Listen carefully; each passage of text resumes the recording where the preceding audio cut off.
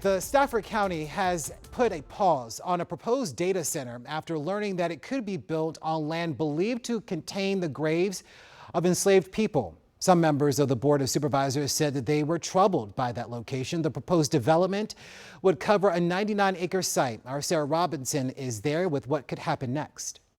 Stafford County has approved multiple data centers in recent memory. You can see some of the construction here behind me, but this one is different. The Board of Supervisors didn't vote this down. They simply said they needed more information before making a decision. The people buried, though the cemetery may be degraded, slabs may be laying everywhere, and an unmarked graves of Stafford County lived. They were not property, though the law once called them so. The Potomac Creek Development Data Center is proposed for this stretch of land in Stafford County.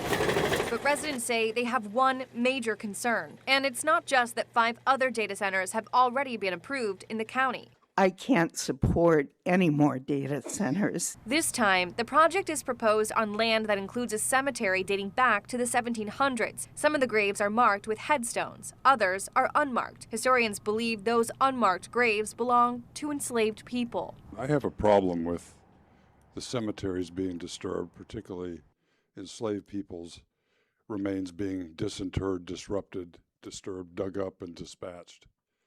All the while we're allowing corporations to erase who and what we are here. The meeting included discussion of options, including preserving the cemetery in place or relocating the remains. But many residents and several board members said they were not comfortable moving forward without more information. The place is getting uglier by the minute. I'd like to see some course correction. At times, the discussion became tense.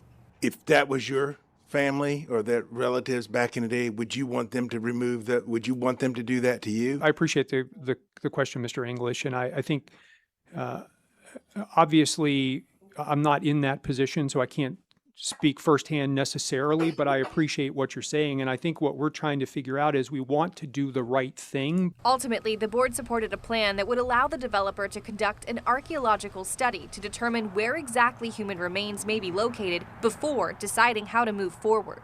We're deciding whether we will finally acknowledge that they were human. The Board of Supervisors is expected to take up this issue again in about 2 months. Of course, we'll be sure to keep you updated. Reporting in Stafford County, I'm Sarah Robinson, WUSA 9.